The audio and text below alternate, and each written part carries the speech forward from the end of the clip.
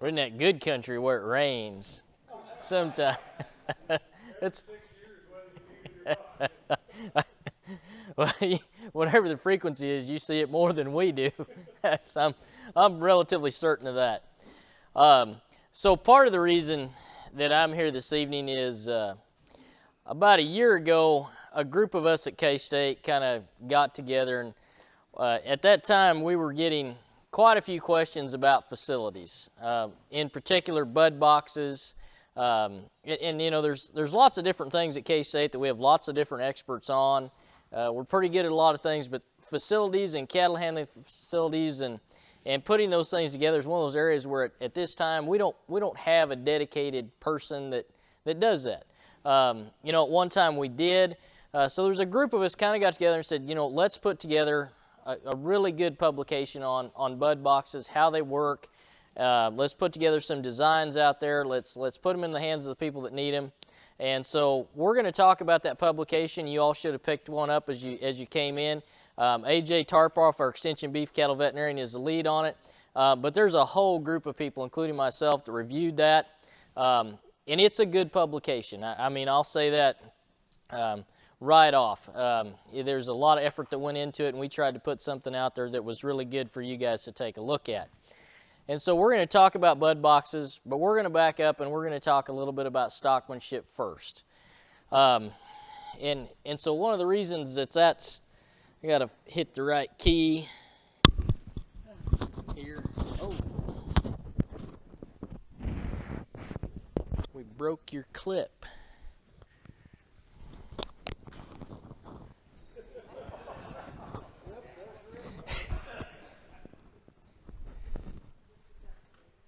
Yeah, get the duct tape. We'll just, I think, if we do it right, I can use my pen to hold it on there. All right. And if I hold really still, it'll hold together. So we're going to talk about Stockman Ship first. And one of the reasons that I think we got to put some emphasis on there is a bud box is just one tool. Now, I've had a lot of different experiences in this area in Stockman Ship. Well, it's about 25 years ago I started working in the cattle feeding industry before I went back to graduate school to get my PhD. I worked for a yard. Basically, there was 3 guys. We had full-time responsibility for about 15,000 head of cattle in the yard, and about another 5,000 to 8,000 head of wheat pasture cattle scattered between 2 counties. There were 3 of us. In this particular yard, we used horses, and then we had one of those accidents. And the decision was made by management at that time that said, hey, we're going to pull the horses out of the yard because they'll give us a little bit of a break on our insurance premiums. And so we went from handling cattle on horses to handling them on foot. I can tell you that changes your perspective. It's a big difference. Now that yard at the same time also said, hey, we're going to start sending you guys to some Stockman Ship deals, which weren't real common in 1995. I mean, going to a Bud Williams Stockman Ship school at that time in the early 90s, there was a few people going, but I'm going to say it wasn't real common. So I was kind of exposed in some of these techniques pretty early on. And it doesn't mean I accepted all of them, okay? I was pretty resentful about them taking my horse. But once we worked past that, I also got the opportunity at that time to practice those skills on a daily basis and put them to work. And you got to remember, I didn't necessarily have a choice. So, you know, we had to make them work. So that's why I think Stockman Ship is a big part of it. It's been a part of my personal journey, and so it's something I think I can share with you guys. So, you know, how does this relate to facilities? So to me, a facility is a tool to get your work done better, quicker, and safer, okay? In my job with K-State, what happens if I break my arm or my ankle? I'd type a little slower, I'd drive a little differently down the road, but for the most part, I can still do my job. What happens if one of you guys gets laid up? Somebody else is doing your work.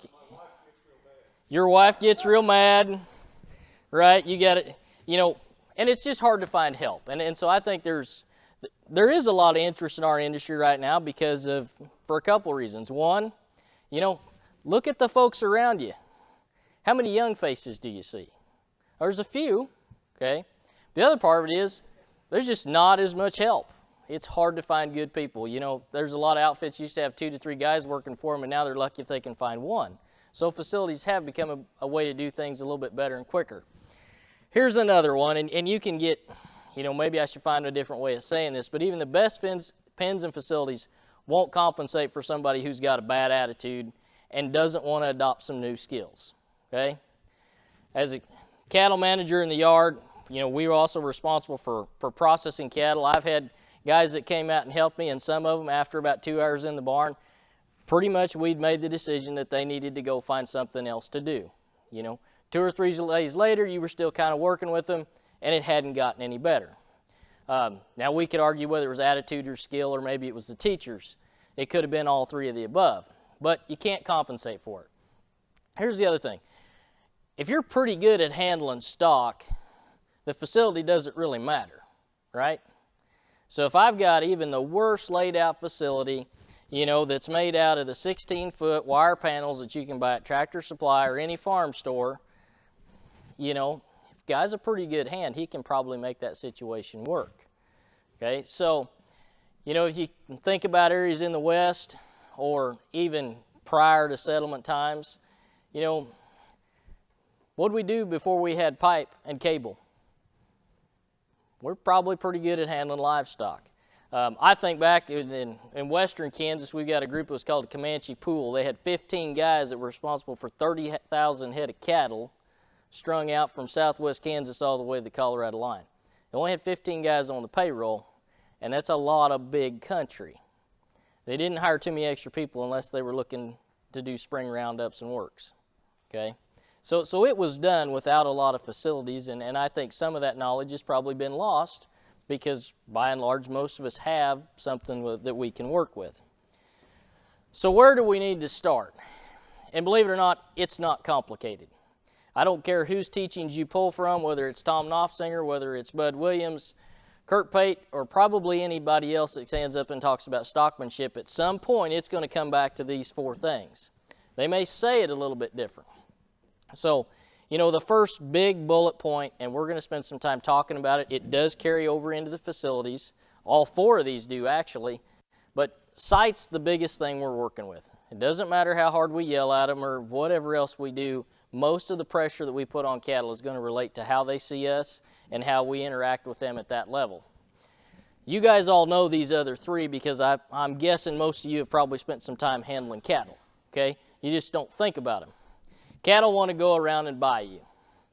That's kind of a standard behavior. You see it a lot when you're paying attention and you're looking for it. Cattle want to be with other cattle. I don't know of anybody who hasn't moved cattle who's used that one to their advantage from time to time, right? Sometimes we don't use it when we should, and maybe we can talk about that if it comes up.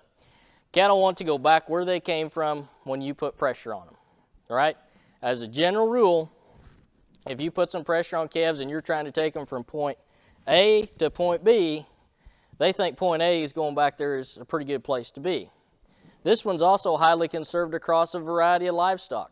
A lot of the early work that Bud Williams did was even with reindeer, and his techniques have been applied on several extensive environments in national parks to move problem livestock such as elk and different things like that, using some of these same 4 principles. So it's highly conserved. The example I use, you guys have white-tailed deer in this country? They jump up and run across the road and you kind of scare them. Which way do they go? Do they keep on with the direction of travel? Not if they hit your pickup. But most of the time, if you spook a white-tailed deer and he's traveling one direction, which direction is he going to go? He's going to turn and go back to where it was good, right? If you scared him. So those 4 things are out there, and so we got to think about those things maybe as we build facilities and as we move cattle. Hey, so for me, and this is a busy slide, there's a lot going on. I probably will forget to mention at least one thing because I took 2 or 3 slides and tried to do this. And that never works very well, at least not for me. So this is kind of my diagram. You will find some others out there about just how we kind of interact with cattle. So we talked about sight. So how many blind spots do you see on that graph up there? There's two, one in front of them, right between the eyes, another one back there, right behind their tail. I say there's a third one. Sometimes it's a little easier to see in facilities. I darn sure know it's there on horses, and it's right in front of their front legs. I've seen some facilities where there'll be something at that level with cattle, a ramp going into the chute that leads up, or into the alleyway that leads in the chute from the tub, or there's something there that changes, and that'll bother some cattle. So I'm going to say there's three. I kind of come back to the tradition. We've got at least two blind spots. We've also got these two eyes. Where are those eyes at in relationship to where you see? On the side, okay? So here's a thought. Do both of those eyes see kind of simultaneously? Do they see the same image? Do yours? Yeah, pretty much. You've got the ability to central focus. But in cattle and even horses, what the left eye sees, the right eye doesn't see. They see different pictures at the same time. Pretty hard for me to imagine walking through that world. So what one eye sees, the other eye doesn't necessarily perceive. So he's looking at you at his left eye. He may be seeing that truck in the parking lot over his right eye. Okay? There's some of that noise that goes on. So picture walking around the world like that, and I'm not even sure that that does justice to it. So here's the other place that shows up. Okay, I'm a horse guy, so these things kind of interchange with me. If anybody's ever started a lot of young horses, they get pretty good with you on the left side because that's the side you're going to get on if you're relatively normal. What happens when you swing your leg over to the right side?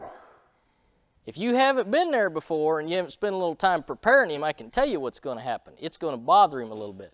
Now, what he does when it bothers him, that's up to you. But so it's one of those situations where changing eyes will bother some. Now, sometimes in cattle, how can we use those two different eyes to our advantage? You ever get behind cattle, right in that blind spot? Everybody does, right, from time to time. Well, think about, rather than just drafting back there behind those cattle at the tailhead, what if you worked in an arc back and forth and bounced from one eye to the other? A lot of times, if you catch cattle moving away from you, you can pick them up on the left eye, you pick them up on the right eye and keep them tracking straight. You ever watch a good stock dog work?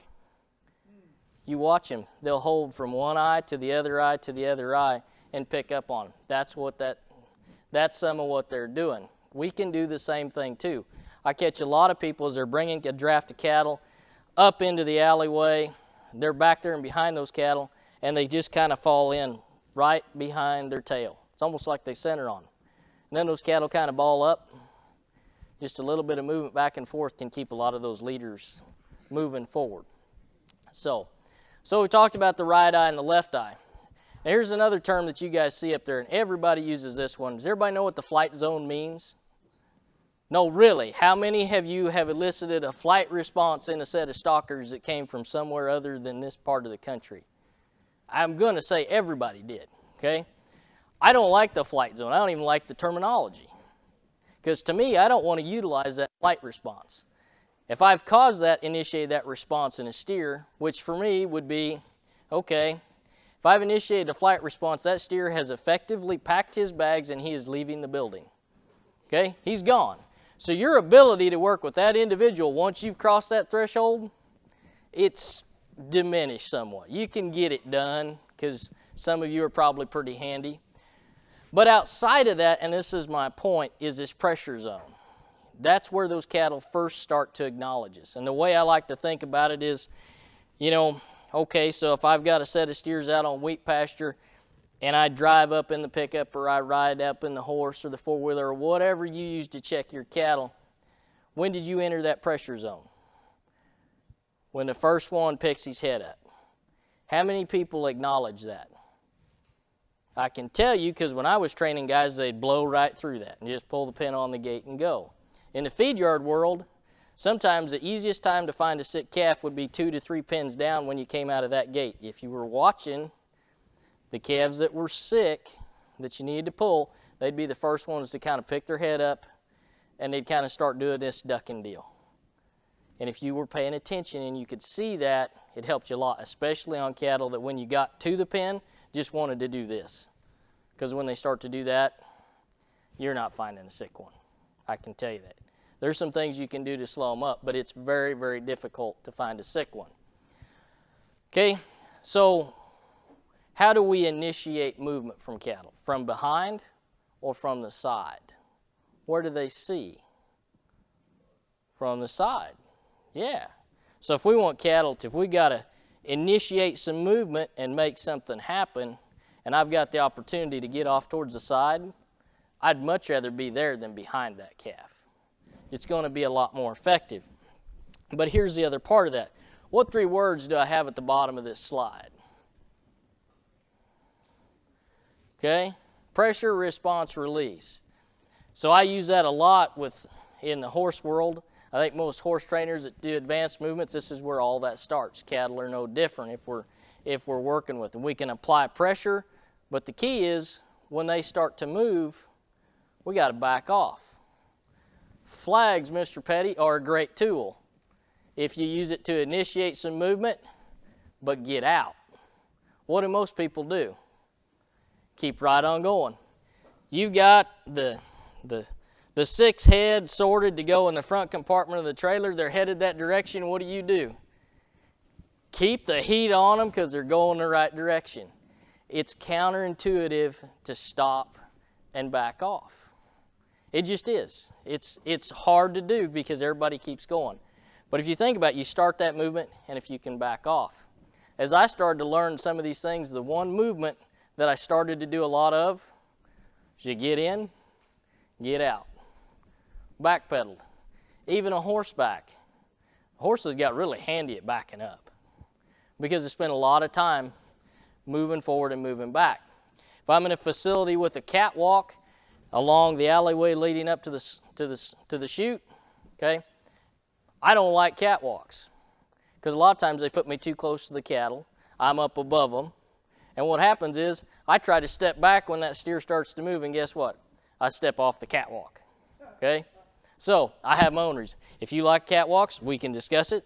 But I think sometimes for me, once you kind of learn to read the cattle, there are some that are probably built that have in those types of facilities that don't have a catwalk, but they've got elevated concrete in some of our feed yards. You don't have that problem, but you're still kind of up on top of those cattle and maybe hiding them a little bit for it. So we spent a lot of time on that particular slide. I think there's some good things in it. So let's talk about the basic concept behind a bud box. That's really what we were starting to get a lot of questions on. I think there's a lot of people talking about them. You know, at that time, a lot of people were looking at redoing some facilities. I think, you know, we had some calf markets have been pretty strong, so there was some interest. So it's a very, very simple facility. All it is if you picture here, this is our alleyway where the cattle would come in. It's essentially a dead-end box. It's 12 to 14 feet wide. It's about 20 to 25 feet deep, depending on how many head of cattle you need to load in it and turn around. If you're building one for a load out of a semi, you're going to make it a little larger in terms of depth so it can fit more cattle. Basically, our alleyways that would either go to the loadout or the crowd alley to the chute are placed at the end of here where the gate's at, perpendicular to it. Okay? If you bring the cattle in, shut the gate, cattle come in, turn around, the handler stands here, they walk around him, by him, and into the alleyway. So, pretty much, all but talking about sight, those 3 out of the 4 principles we kind of talked about all apply. You can use those same things in a circle tub. So what's it look like when we actually kind of put it into practice? Yes, it is in this one. You'll see both of them. In this particular one, it's on a little bit of an angle because where we had to place the chute, it needed to be in that spot, if that makes sense. So one of the things that you'll see with bud boxes is, and I'm not sure it shows up in all of those templates, in most of ours they are square, but there are some that will be at angles, okay? And what you'll find, and usually I say it a little bit later, Dr. Brazel, is when you go and redo somebody's facilities, there are always at least 2 things that become fixed points in a building. One, usually where the cattle are going to come in and where I got to put the chute. And so this was kind of a compromise in this one. But whether it's an angle, the other thing is if you go and look at, there's a ton of videos on YouTube. You'll see some bud boxes that have been put in that those angles are, as long as that alleyway is at the back towards that gate where those cattle have got to come back to it, they work pretty well. Because I know there's some of them on there, they've got some pretty straight, they've even got a little stub gate. So that gate comes in like this, and there's a little stub gate there just because that's probably where the posts were at, to be quite honest, when they put it in there. So, but a good question and good observation. This one is at an angle. So here's where you can find this publication we've been talking so much about. What you guys have is actually copies. If you go and you pull up your computer, some of those diagrams are colored. We've got red, yellow, blue. They're set up with a set of prints so that you can kind of have a better sense of what that's going to do. Here's the full address, that MF3349 up there at the top. However, K-State system's pretty large. There's a lot of stuff on it. The easiest way to find it, and it worked for me, I used 2 or 3 different search engines. If you put in KSRE publication bud box, just about all of them got you to this publication as the 2nd or 3rd link down, okay? So here's what you're going to find in there. So there's some basic design templates that are straight. You can kind of see how the color that probably doesn't come through on yours, okay? Now, I wouldn't say that this is a fixed constraint that you have to lay yours out this way, especially as we get into the next layer. Okay, this is kind of the ideal bud box setup with those dimensions and how things should work, and some commentary that kind of goes through it. We tried to go a step further with this publication. You know, a lot of them just lay out the bud box, but what we wanted to do was actually put it in the context of a facility. You know, if you were starting with a high flat spot and you could redo everything, and there's 12 of these in there, I believe. And so it should hopefully get your mind to thinking about, hey, this might fit my situation. Doesn't mean you have to build it just like the plans. I'll actually tell you there's some stuff in here that's hypothetical. There's facilities in here that have been laid out. There's never been a post put in the ground. They've never had cattle ran through them because they're kind of on paper. But it doesn't mean that they're not some good concepts that are solid behind them. Would it have been better to field test all of them? Oh yeah, absolutely. But we put them out there to get people thinking of, hey, this is what's possible. And maybe to get you thinking about what you could maybe do within the constraints of your particular footprint in your situation. So I want to talk a little bit about evaluating facilities, okay? And this isn't something that I probably ever saw myself doing, but it seems like more and more that the question kind of comes up, hey, we've got something, you know, would you maybe come take a look at us and kind of see what you think. And so one of the things I always like to tell people is, hey, get above your site. One of the greatest tools out there, KC referenced it, is this thing called Google Earth. If you ever wanted a way to look at your neighbor and see what they were doing, this thing's a great tool and it's free on the internet. Now, I wish it always had one more click of resolution, and the satellite only passes over a few times a year, so there are some limitations in it. But if you've been to a feed yard or you've toured a facility like we do on different field days, you want to see how their pens were laid out, you got their address, pull them up on Google Earth. This is a feed yard in western Kansas. I thought they kind of had a really interesting loadout with this, I don't know what to call it, it's not really a double S curve, but the cattle flowed through it really well. So I wanted to get above and look at it. You can really get a good layout and see kind of how those pens are laid out and how cattle are moving. Here's a bud box layout with my toys. That's a good teaching tool to kind of show people how things work. It also illustrates the point that if you've never worked cattle through a bud box, these portable panels are about the closest thing as a kid's toy to the real deal as you can get. You can build a bud box with, I'm going to say, 7 to 8 panels and a bow gate. Okay? Load cattle alpha corn stalks with them or whatever you all do in this part of the country. It gives you a chance to work with it. Is it perfect? Is the gate at the back solid? No. Does it have to be? Not necessarily. Give it a try. Most of you have got some portable panels, or maybe there's a spot. It gives you the chance to test it out before you go to committing, putting pipe and steel in the ground. So here's a big point that I think a lot of people, as they look at their facility, they sometimes don't think about it. And with my feed yard background, I'm always kind of thinking about, well, If my normal processing crew is 4 guys, I better be able to do it pretty effectively with 2, because at least 2 of them probably aren't going to make it to work maybe at some point in time for a variety of reasons. So how many people are you going to have? Where are those people going to need to be? Those are important things to think about. It might impact where you put a man gate. When we looked at Dr. Weber's new K-State facility, that was one of the things we talked about, was where are people going to be and where are they going to need to go to get the next group of cattle? It's a whole lot easier to put a 30-inch man gate in there than it is to crawl over the fence, right? You can do that pretty quick if you think ahead of time. Okay, so where are people going to be and what are their responsibilities? All right, the other thing is, does your facility set those people up to be in an effective spot? Compare and contrast the left with the right, okay? So we have Farmer Joe in the back, Safari Dan's up there processing cattle. Where are they at on the picture on the left side? At least 2 of them aren't in very good spots, you know. Safari Dan up here, you know, that cow's going to turn around and kick him. He's down in the alleyway. He's just not in a good spot. He's also back at the tail. He can't be really effective in that situation. You know, you look at the picture over there on the right, everybody's in a spot where they can kind of help each other out if they need to. They're not in there where the action or where they're going to get hurt. So, you know, does your facility put them in a good spot and a good place? Okay. Now we got to talk about a little bit about the human thing. Okay. We've already talked a little bit about the pressure deal, and that it's not counter, and that it's not intuitive. It's a little bit counterintuitive. But here's some other things that I think we kind of miss. And the term I use for it is situational awareness. Okay? Can you see the big picture and the details all at the same time? Okay? Does anybody, I know at least one of you works kind of in security.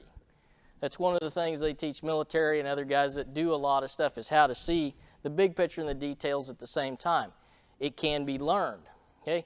Let's look at this picture of these kids up here in the right-hand corner. Where's the teacher standing? Which kid didn't get the notice about the dress code? There's actually 2 of them.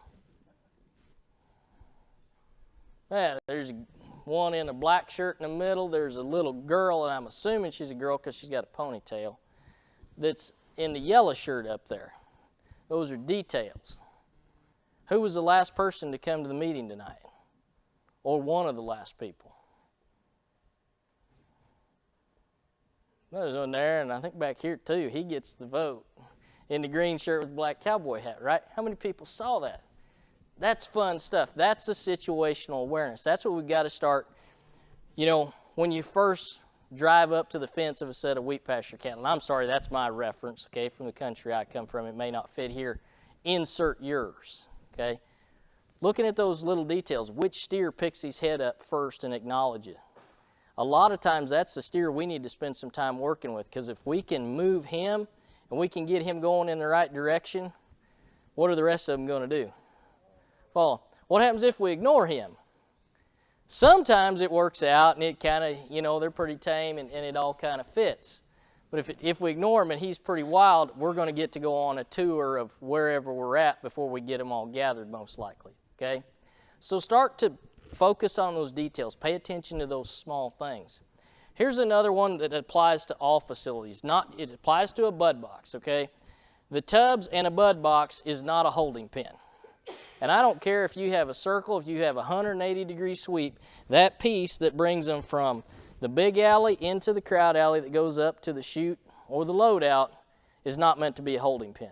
Even in an old circle tub with whatever you've got, if you bring cattle in, bring the right number of cattle that'll fit up that alleyway in, it'll work better. That varies depending on the size of the cattle. There's a big difference between an 8 or 9 weight steer and a 5 weight calf, or with what you guys deal with, your cow-calf operators, 1,350 pound cows or even bulls and calves. Big difference in the number that will fit. This is one the next one is one I catch myself still doing today. So think about how many times you focus on the tail when you really need to focus on the nose or the eye. Which one tells that calf where he's going to go? His eye and his nose, right? So if you find yourself in your facility or whatever you're doing, if you keep gravitating back towards the tail, are you in the best spot?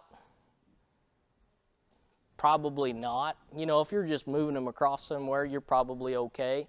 But you know, if you're in a facility, bringing them up and you're always back at the back, you're looking at the back end of a steer or a heifer, hey, you know, am I really in the right spot? You might be in the best spot for your circumstances, but there might be a better spot that you could be to be a little bit more effective. So I know that's kind of some fast stuff. I threw a lot at you.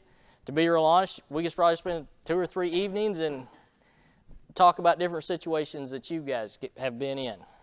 At the end of the day, it's a really good publication we tried to put forward to get you guys to start thinking about some facilities. Some things I like about bud boxes, okay? If you're kind of a do-it-yourself or DIY pen designer and builder, these are pretty easy to lay out. If you try to lay out a 180-degree sweep alley with all the curves and angles, you're probably going to need to find a math teacher. I mean, it's pretty tough to get those right and get things to where the gates all line up and hinge. Bud box is pretty simple. I've had the opportunity to work with some places where we've put a bud box inside of a barn in Ohio where the post, I'm going to say it was just a shade over 10 foot between the posts, okay? It worked relatively well. Is it a small bud box? Yes. Dr. Weber's bud box, the first set of cattle I saw through it, I said, how deep's your bud box? He kind of was 16 foot. I said, yeah, it seems short. And he's got a really long alleyway leading up to the chute. He could put a lot more heifers in there than what he can in his bud box. So some of those things, those are constraints, but we can all work one. Nothing's perfect, okay? I've seen facilities that were, where we picked up some people that designed facilities professionally, had them come, lay the design on the first set of cattle, we ran through it. There was just some things, we torched a couple gates off because they weren't in the right places. We filled in a ramp leading up to the alleyway that went to the chute with concrete because every steer that came through there, it was right there at the feet. It created kind of a problem. Filled in with concrete, problem solved, okay? No facility is perfect. There's always going to be some sort of a limitation, but don't let that stop you from, if you've got something you need to redesign, start playing around with some designs that might work. Portable panels are great for that. So, all right. As I understand it, I think we're holding questions to the end, if that is still the plan. So, and